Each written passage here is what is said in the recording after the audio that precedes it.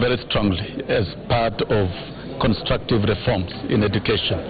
We've learned it from the media because we came over here for a special education reforms meeting for stakeholders in education, and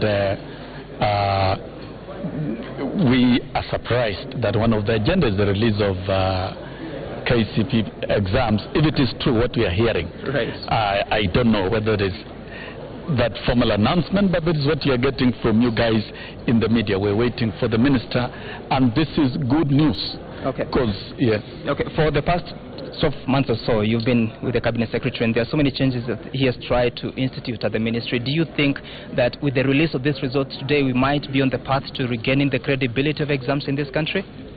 Yeah, definitely. It goes without saying that the national exams, that the way they have been managed, have been credible enough. And this has been a long journey right from after the release of KCSE in March.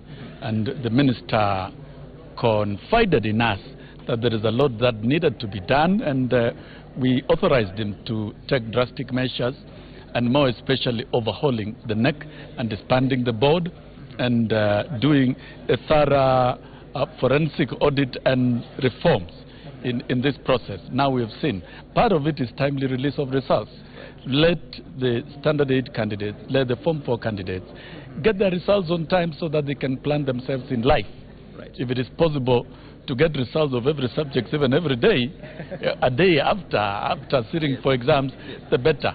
You know, the best professional practice in education is what we call immediate feedback of tests, of exams, and this is the best practice in any examination. And I believe this is a good example even for normal tests in schools.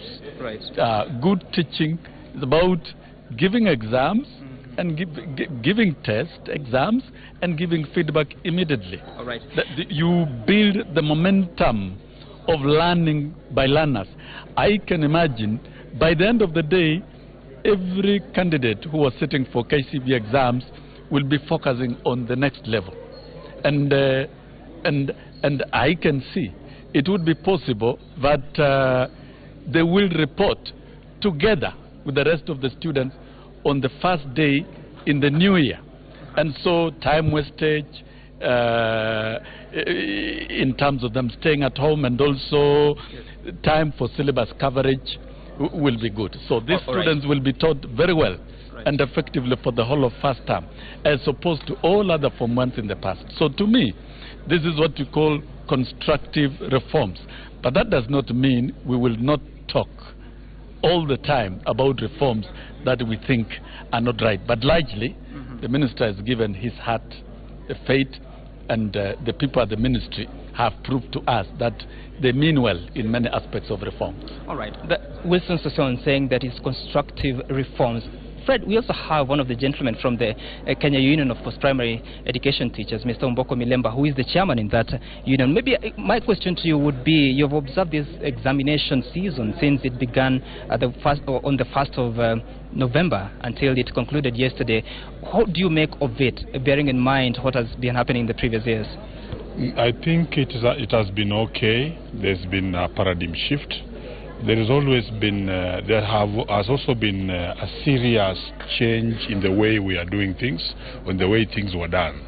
And even today, when you look at me, the way I'm dressed, ordinarily I would come in a tie, but I did not know exams were being released. Sure. I think what has happened is that the minister is trying to move away from the normal practice that we have always had, and is coming with surprise episodes, attacks, and actualizations. Right. And this is good, because partly what used to make exams leak was that pomp we were attaching to the exams, knowing that they will be released, and mark timing with the results. So this first sporadic release of the results will make the results actually be credible, and there's no time for anybody to tamper with them around. So I think what has been happening so far is good. There's that question about people getting to tamper with results. How much has it been happening in the past, and what can you say about it? According to what we heard the minister say, and as per his research, is that after marking, there are times when people tend to tamper with the results, especially if we don't have the results being released on time.